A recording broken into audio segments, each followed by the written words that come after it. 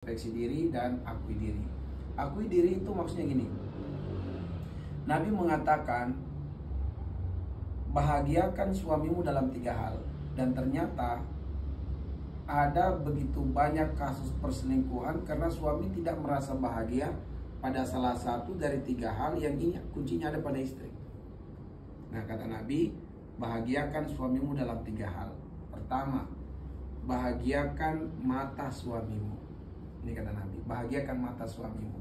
Dalam arti adalah bagaimana suami selalu indah melihat istrinya. Sehingga kata Nabi, idza nazarta ilaika sarratka. Apabila kemudian suami melihat istri, suami menjadi bahagia matanya gitu. Senang dia lihat istrinya gitu. Bukan hanya penampilan istri, termasuk misalnya penampilan rumah, keadaan rumah. Katakanlah terutama ruangan yang sangat privasi dan sensitif, yaitu kamar istirahat. Itu harus tertata rapi. Apalagi kalau suami sudah sering bunyi-bunyi, kok begini misalnya. Nah, itu sudah harus kita peka. Harus kita peka. Kenapa? Karena jika tidak, itu menjadi terbuka pintu setan masuk. Masuk kemana? Masuk ke pikiran suami. Nah gitu.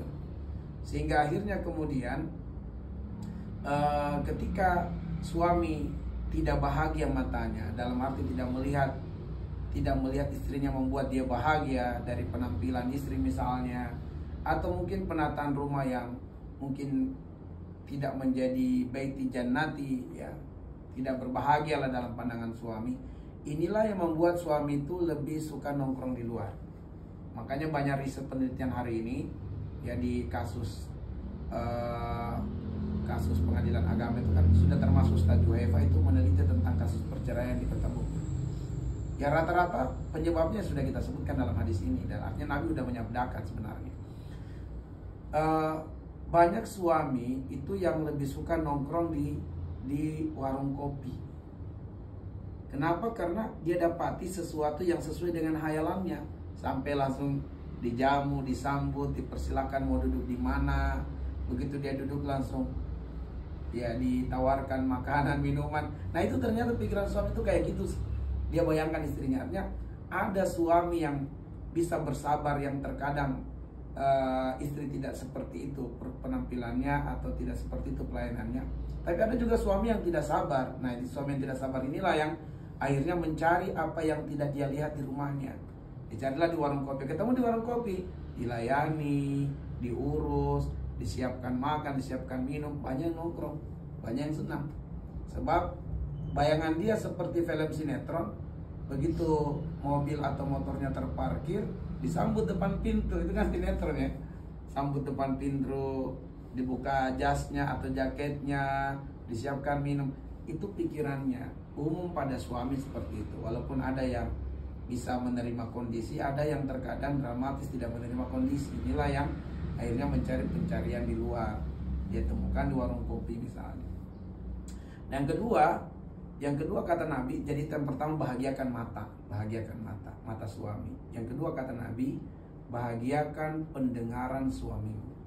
Maksudnya adalah kata-kata istri, kata-kata yang sam'an wa ta'atan. Sehingga kata Nabi, idza amartaha ata'atka. Wanita yang baik yang dicintai suami adalah wanita yang apabila suami memberi perintah itu tidak terlalu banyak tetek bengeknya, itu langsung sam'an wa ta'atan. Islam cuma memberikan catatan selagi tidak dalam maksiat. Kalau suami meminta sesuatu selagi bukan maksiat, itu cepat respon gitu. Bahkan dia mengucapkan kata-kata yang penuh perhatian kepada suami. Nah, akhirnya pendengaran suami bahagia. Bukan ketika suruh bentar ya mas, bentar. Ini semua kata-kata yang lambat laun, awalnya sekali 2 kali masih enak di telinga, lama-lama alasan terus misalnya gitu. Sudah mulai tidak menyenangkan di telinga. Nah, sebaliknya setan itu kan sudah berusaha nih, sudah melihat banyak celah. Setan itu kan pengen dapat mahkota dari iblis. Dalam hadis yang lain ya, bahwa iblis itu akan memberikan mahkota bagi setan-setan yang membuat prestasi. Salah satu prestasi terbesar setan itu kalau membuat rumah tangga muslim rusak. Itu prestasi besarnya setan. Sehingga dia akan dapat mahkota dari iblis. Nah, setan itu dia buat rencana dan makar. Begitu ini ada ruang kekosongan di hatinya, ya dalam arti kebahagiaan yang tidak dia temukan dalam rumahnya, itulah yang membuat setan merencanakan makar. Tiba-tiba laki-laki ini atau suami ketemu dengan perempuan yang penuh perhatian. Nah, disitulah mulai akhirnya perempuan ini selalu SMS, "Mas sudah makan belum mas? Apa aktivitasnya mas hari ini? Mas sibuk apa nih? Liburan di mana nih?" Nah, perhatian-perhatian ini yang membuat setan masuk di pikiran suami. Perempuan itu lebih perhatian ke kamu daripada istrimu sendiri. Padahal kita juga perhatian ke suami, tapi di masa sebelum nikah atau masih awal-awal pernikahan, belum ada anak.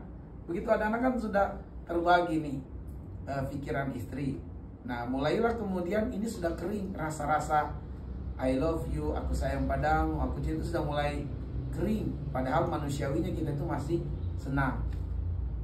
Tiba-tiba muncul perempuan lain yang kemudian memberikan perhatian, yang memberikan pertanyaan-pertanyaan, "Mas aktivitasnya di mana, kesibukannya apa, sudah makan mas," dan seterusnya. Ini semua walaupun SMS, jangankan kelihatan di perempuannya ya, pesan masuk saja dari perempuan yang tidak dikenal menanyakan kabar, itu suami akan memberikan perhatian dengan menjawab. Apalagi kalau ini ngirim fotonya cantik pula dan bukan gambar palsu gitu, gambar asli. Video callan sempat, apalagi ketemu di kantor misalnya, ketemuan, ada perhatian yang dia berikan, yang bukan dia tidak dapati pada istrinya, tetapi sudah mulai hilang pemandangan itu dari istrinya misalnya. Nah, itu yang membuat suami akhirnya dimasuki pikirannya oleh setan, disihir oleh setan pikirannya, bahwa dia lebih perhatian ke kamu daripada istrimu. Dan yang ketiga kata Nabi, bahagiakan farji suamimu.